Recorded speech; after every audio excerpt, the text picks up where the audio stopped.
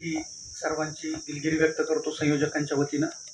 खरं तर आपण सगळेजण संयोजक आहोत आणि इतक्या मोठ्या संख्येनं रणरणत्या उन्हात या चिंचेच्या झाडाखाली लहुजींच्या समाधीच्या पाठीमागं शीतल सावलीत बसलेला आहात. याचा आनंद घेत असताना अशोक भाऊ लोखंडे यांना धन्यवाद देऊया सगळ्यात पहिल्यांदा. कारण त्या माणसाच्या निष्ठेमुळं, त्या माणसाच्या सातत्यामुळं आणि त्या माणसाच्या एका निश्चित कार्यशैलीमुळं हे सगळा योग घडून येतोय. आणि म्हणून सर्वप्रथम त्यांना मी धन्यवाद देतो. आपण जन्मलेल्या सर्वांना सन्मानाचा जय लहुजी. खरं तर आजची जी बैठक आहे किंवा छोटीशी एक आपली संवादाची एकत्र येण्याची ही जी वेळ आहे, त्याचं कारण आपल्या सर्वांना माहिती आहे की लहुजींचा विचार, त्यांचं कार्य, त्यांचा प्रसार आणि प्रचार झाला पाहिजे. क्रांतिगुरु लहुजी साळवेंची ही जी काही इथं समाधी होते, जागतिक दर्जाचं स्मारक या ठिकाणी होतं, त्याचीही लोकांपर्यंत माहिती होणं गरजेचं आहे. आणि आधीच्या वक्त्यांनी सांगितल्याप्रमाणे या मंचावर जी थांबलेली उपस्थित जी सगळी बसलेली स्थानपन्न झालेली मंडळी आहेत, ती सगळी तोलामुलाची आहेत. आपापल्या क्षेत्रात त्यांनी देदीप्यमान असं काम केलेलं आहे. पुढेही काही समाजातले जाणकार नेते मंडळी आहेत, कार्यकर्ते, विद्यार्थी आहेत, काही रिटायर्ड सेवानिवृत्त झालेले अधिकारी आहेत, कर्मचारी आहेत, ज्यांनी आपल्या मुलांना शिकवलं. हाच खरा लहुजींचा संदेश आहे. आणि म्हणून सर्वप्रथम मी आपल्या सर्वांचं पहिल्यांदा स्वागत करतो. आणि पुढचे 5-7 मिनिटं, आवडलं तर एखादा मिनिट जास्त घेऊ, पण 7 मिनिटात उरकूया आपण.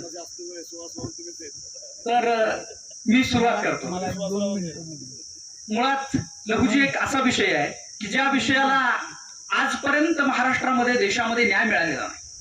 आणि हे का झालं असावं याचीही चर्चा आधी झाली की ज्या महापुरुषांना अनेक क्रांतिकारक घडवले, अनेक समाज सुधारक घडवले, जे घडले त्यांचं लेखन झालं, त्यांची स्मारकं झाली, पण ज्याने घडवलं ते मात्र उपेक्षित राहिलं. आणि ही उपेक्षिततेची कोंडी फोडण्यासाठी आपण इथं या ठिकाणी आलेलो. आपल्याला हे काम करायचं आहे आणि हे करणं सोपं नसतंय. मगाशी आमच्या तरुण मित्र जे आर्टिस्टर आहेत त्यांनी मगाशी सांगितलं की हे सोपं नाहीये. आपल्याला घरात आपल्या स्वतःची जागा असते, 1 गुंठा जागा, आणि आपल्याला लाईटचं कनेक्शन घ्यायचं असतं. आपण 10 वेळा एरझाऱ्या घालतो की आम्हाला लाईटचं कनेक्शन हवंय, मिळत नाही. 1.5 वर्ष आपल्याला खेटे घालावे लागतात, कुणाचा तरी वशिला लावावा लागतो, कुणाला तरी शिफारस करावी लागते. मग आपल्या लक्षात येईल की हे काम किती अवघड आहे. काही एकरामध्ये जमीन आपल्याला ताब्यात घ्यायची आहे. ही जमीन आद्य क्रांतिगुरु लहुजी वस्ताद साळवेंच्या स्मारकाची जमीन आहे. ते त्यांचं स्मारक आहे, तिथं त्यांची खऱ्या अर्थानं स्मृती जपल्या गेलेल्या आहेत. आणि असं स्मारक होत असताना ते जागतिक दर्जाचं टोलेजंग, देदीप्यमान कसं होईल हे सुद्धा आपल्याला सगळं करणं गरजेचं आहे. आणि म्हणून आपली खंत ही आहे. मगाशी आमचे मार्गदर्शक आणि मला सातत्यानं माझ्या सर्व कामात प्रोत्साहन देणारे भास्कर भाऊ नेटकेने मगाशी सांगितलं की आमची खंत ही आहे की पुण्यातला मातंग समाज मोठ्या संख्येने या समाधीस्थळी येत नाहीत. जे येतात त्यांना सॅल्यूट आहे, त्यांना आपण सलामच करू. आद्य क्रांतिगुरु लहुजी वस्ताद साळवेंचा एक विचार घेऊन तुम्ही या ठिकाणी क्रांतिगुरु लहुजी वस्ताद साळवे यांच्या समाधीवर त्यांना नतमस्तक होण्यासाठी येत असता. सॅल्यूट आहे तुम्हाला, सलाम आहे. परंतु एवढ्या संख्येनं भागणार नाही. पुण्यात काही लाखांच्या घरात आपली संख्या आहे. फक्त हा मातंग समाजाचा प्रश्न नाही, तर सगळ्या बहुजन समाजानं, सगळ्या भारतातल्या, सगळ्या महाराष्ट्रातल्या लोकांनी या समाधी पुढे 10 वेळाला जरी नतमस्तक झालं तरी त्या महामानवाच्या कृतज्ञतेतून आपण मुक्त होणार नाही. इतकं मोठं काम त्या महापुरुषाचं आहे. आता काय काम केलं नेमकं आपल्याला माहिती आहे थोडक्यात. पण गेले 8-10 वर्ष झालं, मी क्रमानं सांगतो, तिकडे रामदास भाऊ साळवे आहेत, रणदिवे सर आहेत, अशोक भाऊ लोखंडे आहेत, भास्कर भाऊ, सुहास सोनवणे आहेत, आलाट सर आहेत, आत्ताच या ठिकाणून गेलेले आपले साबळे सर आहेत. हे सगळी मंडळी सातत्यानं काम करतायत. मी 1-2 उदाहरण देतो की हा प्रवास सुरू कुठून झालाय, कसा झालाय. मी MA करायला ज्या काळामध्ये पुणे शहरामध्ये सावित्रीबाई फुले पुणे विद्यापीठात आलो, त्यावेळेला 2006-07 साली या ठिकाणी आलो होतो, तर या चिंचेच्या झाडाखाली ही समाधी नव्हती. ही समाधी वर काढण्याचं काम अशोक भाऊनी केलं. आपल्या सहकाऱ्यांना सोबत घेऊन या समाधीला आणखीन चांगलं रूप कसं येईल यासाठी तो माणूस झगडत असतो. आणि म्हणून त्यांचे हात बुलंद करण्याचं, त्यांना त्यांची पाठराखण करणं हे आपल्या सर्वांचं काम आहे.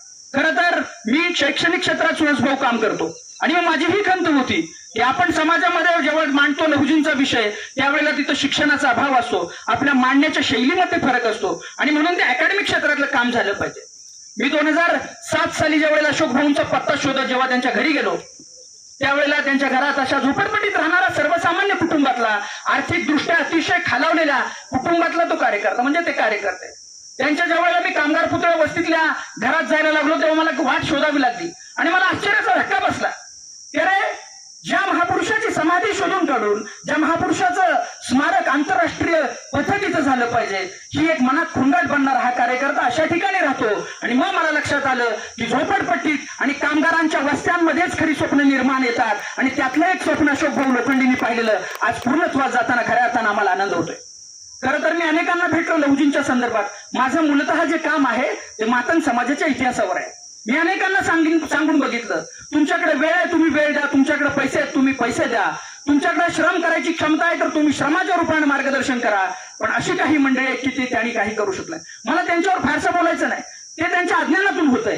ते त्यांनाही संज्ञान करणं ही आपली काळाची गरज आहे. अशोक भाऊंच्या कानात एकदा विषय सांगितला, भाऊ आपल्याला औरंगाबादला नगरला जायचं आहे. सोबत रामदास भाऊ साळवे होते. ज्या दिवशी नरेंद्र दाभोळकरांची हत्या झाली त्या पहाटे मध्यरात्री मी आणि रामदास भाऊ मोटारसायकलवरून अहमदनगरला गेलो होतो. आणि त्या ठिकाणी आम्हाला लहुजींची जी कागदपत्र मिळायची होती, मला तारीख आठवत नाही पण हे मात्र नक्की आठवतं, आम्ही ज्या वेळेला नगरमध्ये पोहोचलो त्यावेळेला तिथं पाठीमागून बातमी आली की नरेंद्र दाभोळकरांची महर्षी विठ्ठलरामजी शिंदे पुलावरती गोळ्या घालून हत्या झाली. आणि हा विषय आम्ही अशोक भाऊंना सांगितला होता की रामदास भाऊ साळवे आणि आम्ही दोघे जण अहमदनगरला लहुजींच्या संदर्भातली काही कागदपत्र शोधायला जातोय. या माणसामध्ये बेचैनी वाढली. पावसाचे दिवस आहेत, हे दोघे जण मोटरसायकलवरून जात आहेत आणि अशा वेळेमध्ये आपण जर घरात थांबणार असू तर ते माझ्यासारख्याला परवडणार नाही किंवा ते सहन होणार नाही. हा माणूस तातडीनं आम्ही पोहोचायच्या आधी तिथं ते एसटीने किंवा बसने त्या ठिकाणी गेलेले होते. ही एक जी धारणा असते, ही एक जी पाठराखण करण्याची क्षमता असते, हे कार्यकर्त्याचं दुसरं जे रूप आहे ते खऱ्या अर्थानं समाजापुढे आलं पाहिजे. कार्यकर्ता एकांगी अर्थानं आपल्याला समोर दिसतो, तसा दिसून अर्थ नसतो. आणि म्हणून लहुजी साळवेंचा विषय ज्या तन्मयतेने त्याने हातात घेतला बघा किती महत्वाचा आहे. लहुजींविषयी मी 4-2 प्रसंग सांगणार आहे, फारसा सांगायला वेळ नाहीये, आपण विस्तारानं भविष्यात कधीतरी बोलू. परंतु लहुजी एक अशी शक्ती आहे, अशी एक प्रेरणादायी एक संकल्पना आहे, अशी एक ऊर्जादायी अशी एक मोठी काहीतरी शक्ती आहे की लहुजींचं नाव घेतल्यानंतर या देशातल्या आणि या महाराष्ट्रातल्या संपूर्ण समाज सुधारक आणि क्रांतिकारकांना सुद्धा मार्गदर्शन करणारा महापुरुष म्हणून त्यांचं नाव घेतलं जातं. आणि ज्यांनी मार्गदर्शन घेतलं, जे पाय पडले, जे लहुजींचं सगळं वातावरण घेऊन पुढे झाले ते मोठे झाले आणि लहुजी तिथंच राहिले, ही खंत आहे. आणि म्हणून अशोक भाऊ लोखंडे तुम्ही जे काम करताय समाजातून त्याला मोठा प्रतिसाद मिळतोय, ही खऱ्या अर्थानं तुमच्या जमेची बाजू आहे. तुमच्या बरोबर कोण आहे तर लहुजींचा आशीर्वाद आहे. समाज तुमच्या बरोबर आहे, नेते कुठे असतील त्याची पर्वा आता करण्याची गरज नाही. आणि म्हणून इथून पुढच्या काळामध्ये लहुजींचं स्मारक झाल्याशिवाय तुम्ही स्वस्थ बसता कामा नये, कारण समाजाची सगळी जी ताकद आहे ती तुमच्या पाठीमागे आहे. आणि म्हणून मी परत एकदा सांगतो की आपली कार्यकर्त्याची दुसरी बाजू नेहमी पुढे आली पाहिजे. मगाशी ज्या वेळेला भास्कर भाऊंनी सांगितलं की मातंग समाजात खडा मारला तरी असा ठिकाणी खडा लागेल की ज्यांचे वडील मद्यप्राशन करत होते, म्हणजे ज्याचा बाप दारू पित असेल. हे अर्थात ही कौतुकाची गोष्ट नाही, त्यांनी उद्विग्नतेतून ते विधान केलेलं. हे खरंच आहे की आपल्या घरामध्ये सगळे दारू वगैरे पिणं वगैरे सगळा, पण लहुजींसारखा मोठा महापुरुष या समाजामध्ये जन्मला आणि महाराष्ट्राला त्यानं शिक्षणाचा एक नवा संदेश दिला आणि जागृतीचं थैमान या महाराष्ट्रामध्ये निर्माण झालं. त्या महापुरुषाची पिलाबळ आपण आहोत. आणि म्हणून सातत्यानं मी सांगतो की ज्या महापुरुषानं हा महाराष्ट्र घडवला त्याच्या समाधीवर नतमस्तक व्हायला तुमच्या माझ्यासारखे हजारो लोक जरी आले तरी इथं जागा कमी पडायला पाहिजे. इतक्या मोठ्या संख्येनं आपण इथून पुढच्या काळामध्ये आलं पाहिजे. ही विनंती नाहीये, तुम्हाला चीड काय येत नाही. तुमचा महापुरुष तुमचा विचार तुमच्या घरामध्ये असताना तुम्हाला त्या संदर्भाने काही काम करावं असं का वाटत नाही? तुम्ही दुसऱ्याच्या महापुरुषाकडे बघून त्याची तुलना. खरं तर महापुरुषांना जातीच्या कोंदणात कुणी बंद करू नये, ती आवश्यकताही नसते. महापुरुष जे असतात महामानव असतात, ते सर्व मानव जातीचा बृहत असा विचार करत असतात. लहुजी त्याला अपवाद कसे असतील?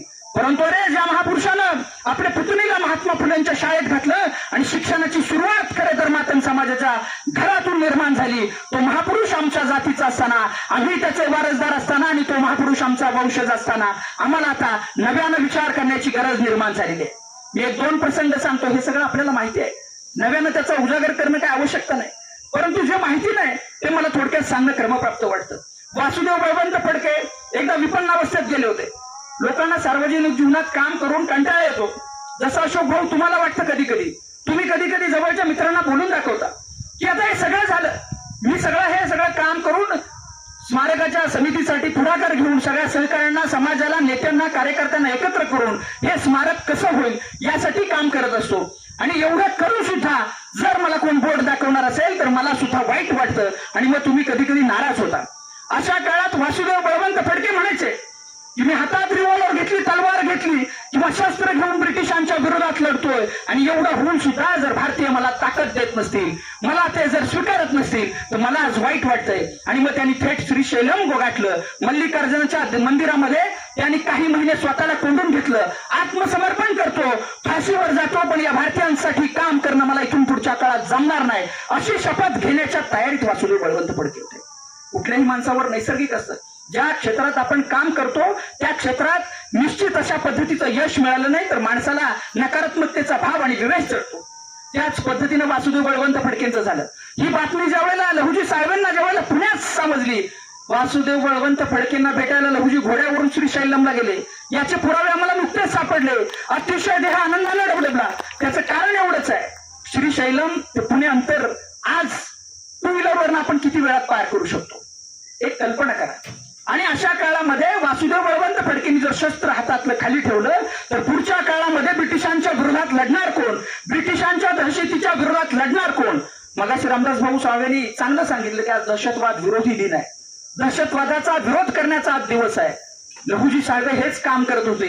दहशतीचा बिमोड करायचा असेल तर वासुदेवा हातात घेतलेलं शस्त्र खाली ठेवून चालणार नाही. हातातलं शस्त्र आता दहशतीच्या विरोधात उगारणं गरजेचं आहे. आणि ती प्रेरणा वासुदेव बळवंत फडकेंना लहुजी साळवेंनी श्रीशैलमच्या मंदिरात, आणि श्रीशैलम या ठिकाणी मल्लिकार्जुनाच्या मंदिरामध्ये दिली. किती मोठं काम आहे. एखादा माणूस नकारात्मकतेत जातो, त्याला परत सकारात्मक ऊर्जा देऊन आपल्या कामावरती आणणं, त्याला आपल्या इच्छित सेवेशी लागू करणं सोपं काम नाही.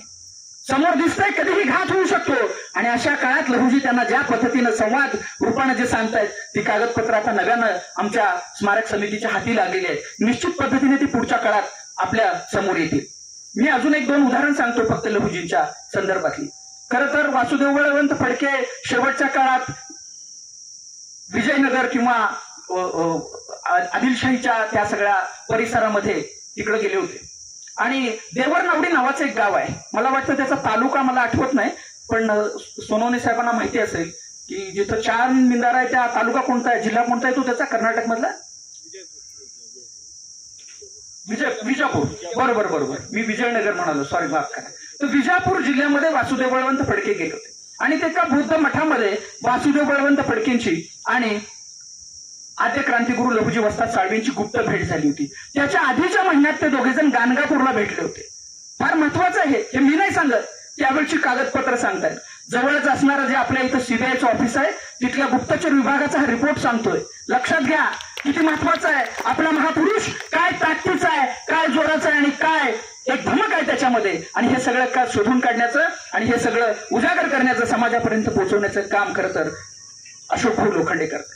स्वतःचा बाप गेल्यानंतर ज्या माणसाच्या डोळ्यातून साधे दुःखाचे अश्रू आले नाहीत, त्या माणसाच्या डोळ्यात मी अश्रू बघितले. कधी बघितले माहितीये?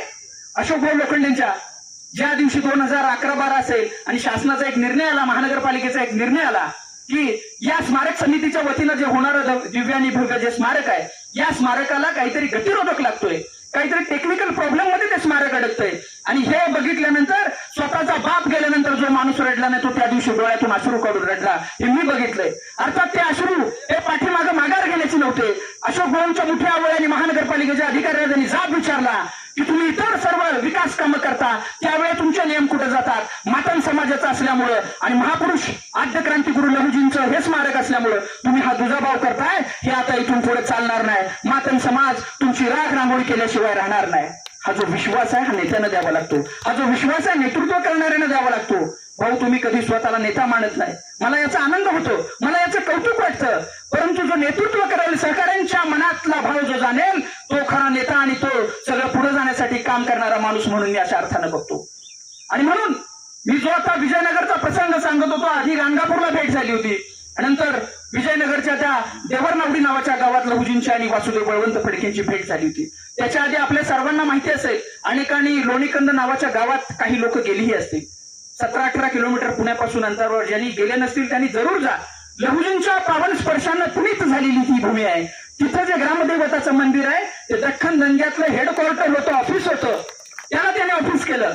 आणि मी सांगतोय ती तारीख लक्षात ठेवा, 14 फेब्रुवारी तारीख आहे, 1869चा दिवस आहे. आणि या दिवशी लहुजींच्या सोबत सगळ्या पुणे जिल्ह्यातल्या सगळ्या लोकांनी, आजूबाजूच्या जिल्ह्यातल्या नगर, सातारा असेल, इकडं नाशिक असेल, इकडं रायगड, खाली घाटाच्या खालची लोक असतील, इथली सगळी आदिवासी, दलित, सगळी अस्पृश्य जातीतली लोक जमलेली होती. आणि तिथं भंडारा म्हणून, तिथं एक स्नेहभोजनाचा कार्यक्रम म्हणून त्या लोणीकनिंदाच्या मंदिरामध्ये ठेवला होता. आणि तिथं जेवता जेवता लहुजी सहज कुणाला तरी ऑर्डर देत होते, अरे गणपा तुझ्यावर ही कामगिरी दिली, पत्ते करायची, अरे शिरपा तुझ्यासाठी हे केलं, अरे धोंडीबा हे, अरे कोंडीबा हे, भली मोठी यादी मी नावं किती घेऊ आणि काय काय सांगू. त्या गर्दीतून एक नाव पुढे आलं, तानाजी मांग. तानू मांग त्याचं, मी आदराने तानाजी म्हणतो, रजिस्टरवर नाव त्याचं तानू आहे.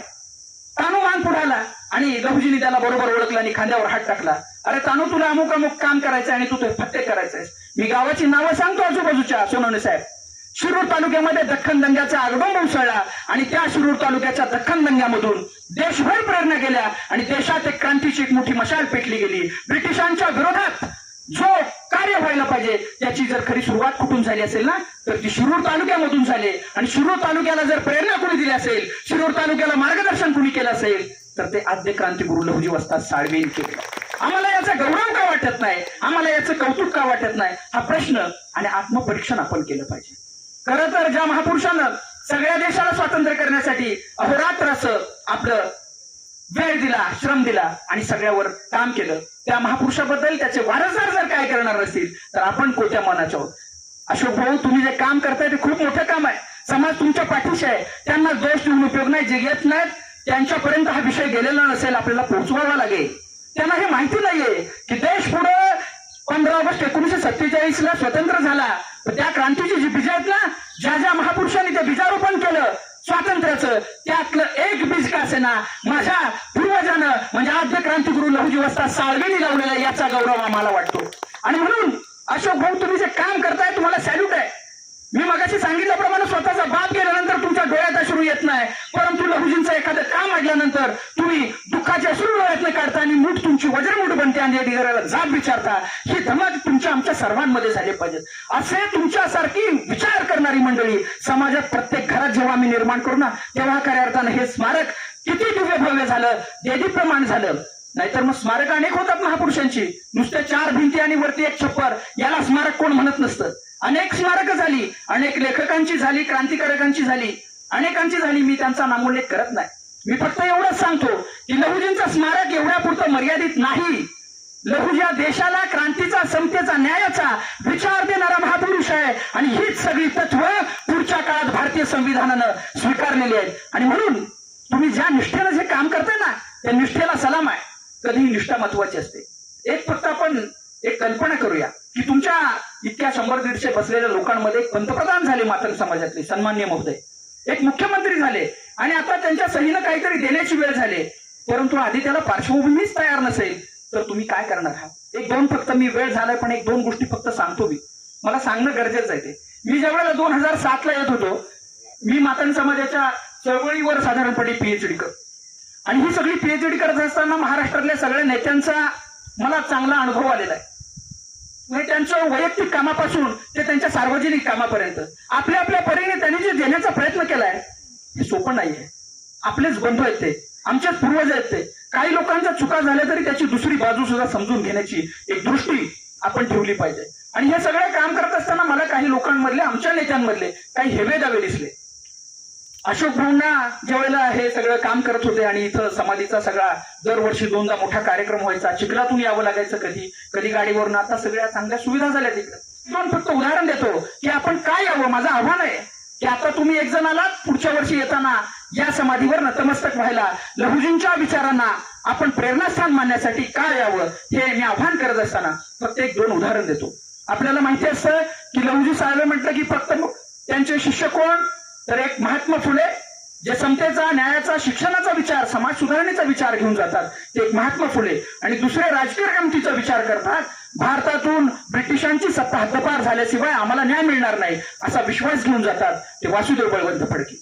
परंतु आद्य क्रांतिगुरू लहुजी वस्ताद साळवेंचं एकंदरीत संपूर्ण चरित्र आपण पाहिलं की आपल्या लक्षात येतं की या माणसाने किती क्षेत्रामध्ये आपलं योगदान दिलेलं आहे. शिक्षणामध्ये योगदान आहे, भारताला स्वातंत्र्य करण्यासाठी अनेक क्रांतिकारक घडवण्यासाठी दिलेलं योगदान आहे. त्याचबरोबर जे चांगलं असेल त्याला चांगलं म्हणून खरं तर त्याचा गौरव करण्याची जी मोठी मानसिकता लागते, मोठे मन लागतं, ते मोठे मन या आमच्या आद्यक्रांती गुरु लहुजी वस्ताद साळवेंमध्ये आहे. ज्या डॅनियलनं वासुदेव बळवंत फडकेंना पकडण्यासाठी बक्षीस लावलं, त्या डॅनियलनं लहुजी क्रांतिगुरु लहुजी साळवेंना या पुण्यामध्ये चौकशीसाठी बोलवलं आणि डॅनियल प्रश्न करू लागला की तुम्हाला वासुदेव बळवंत फडक्यांविषयी काय माहिती आहे? आम्हाला असं समजतंय की वासुदेव बळवंत फडके आणि तुम्ही एकत्र असता, तुम्हाला त्याचं मार्गदर्शन असतं, ते बऱ्याचदा तुमच्याकडे येत असतात. मला हे सांगायचं आहे, जो डॅनियल अधिकारी मोठ्या आवेशानं पैजेचा विडा खरं तर घेऊन आला होता ना, त्याला रिकाम्या हातानं परत जावं लागलं. फितुरी जर झाली नसती तर त्याही गोष्टी घडल्या नसत्या. त्याच पद्धतीनं मी सांगेन की भांडारकरांच्या सारखा मोठा विद्वान, जागतिक दर्जाचा विद्वान की ज्यांनी प्रार्थना समाजाची निर्मिती केली, असा विद्वान ज्या वेळेला पुण्यामध्ये एका विश्वशांतीचा आणि या धर्मातल्या शुद्धीकरणाचा आग्रह धरतो, तर त्यांच्या पाठीमागे ज्या प्रेरणा असतात त्या लहुजींच्या असतात. हे आपण कधी बघणार.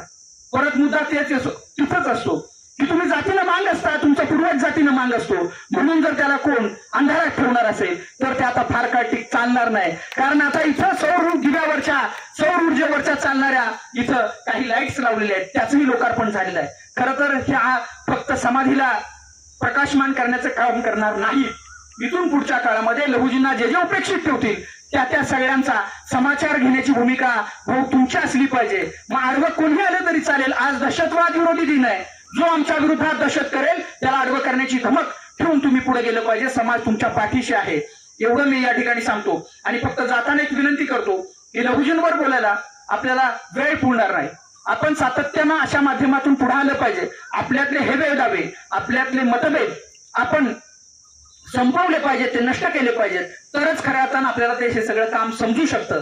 लहुजी किती मोठे महापुरुष आहेत हे तुम्हाला आधी समजलं तर तुम्ही जगाला सांगणार आहात. ही एक मनात वज्रमुठ एक पुनगाट बांधूया आणि आपण पुढे जाऊया. भाऊ, फक्त तुमच्यासाठी मी एक, तुम्हाला ते आवडणार नाही, फक्त मी एक इथं बसलेल्या लोकांसाठी एक 4-2 गोष्टी मी आलेल्या लोकांना सांगतो एवढ्यात की अशोक भाऊ लोखंडेंनी जे सगळं काम केलं त्यांना बऱ्याचदा याचा सगळा सामना करावा लागतो. कधी कधी शासकीय पातळीवर असतं, कधी आपल्याच लोकांच्या मतभेदातून असतं, कधी माझ्याही तोंडातून भाऊ गेला असेल अनाहूतपणे की तुम्ही चांगलं काम केलं नाही. एक बाजू असते ती, दुसऱ्या तुमच्या अनेक चांगल्या बाजू असतात. जेव्हा कार्यकर्ता घडत असतो स्वतःच्या कुटुंबातनं त्याची निर्मिती होत असते. आजूबाजूला झोपडपट्टीत राहताना त्यांना जेव्हा लक्षात आलं की मी स्वतः मद्यपान करत नाही, मद्यप्राशन करत नाही, तर माझ्या बरोबरच्या समूहातल्या लोकांनी सुद्धा मद्यप्राशन करू नये, हे जेव्हा त्यांच्या लक्षात येतं तेव्हा ते घेऊन जाता तुम्ही त्या सगळ्यांना आणि परावृत्त करता.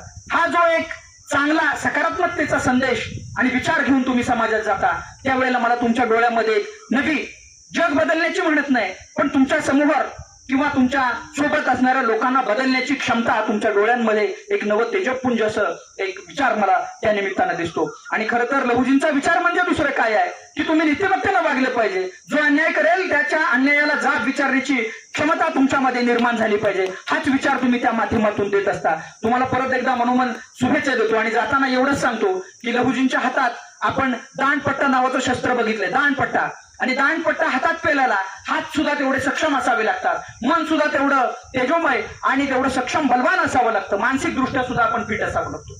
आणि लहुजींचा दांडपट्टा आहे. आता हा दांडपट्टा नेमका फिरायचा कुणाच्या विरोधात आणि असायचा कुणाच्या बाजूने हे सुद्धा एकदा आपण ठरवलं पाहिजे. सज्जनांचं रक्षण करताना दुर्जनांचा नाश झाला पाहिजे, ही लहुजींच्या दांडपट्ट्याची शिकवण आहे. आणि त्या दांडपट्ट्याची तुम्हाला शपथ आहे, तुम्हाला आण आहे. पुढच्या वेळेला येताना तुम्ही बहुसंख्येने आणि मोठ्या संख्येने या समाधीवर नतमस्तक व्हायला यायचं आहे. हाच इथून आपण संदेश घेऊन जाऊया असं आवाहन करतो. आणि मला बोलण्याची संधी दिली त्याबद्दल मी सगळ्या संयोजकांचं आभार मानतो आणि वेळाभावी मी या ठिकाणी थांबतो. जय लहुजी.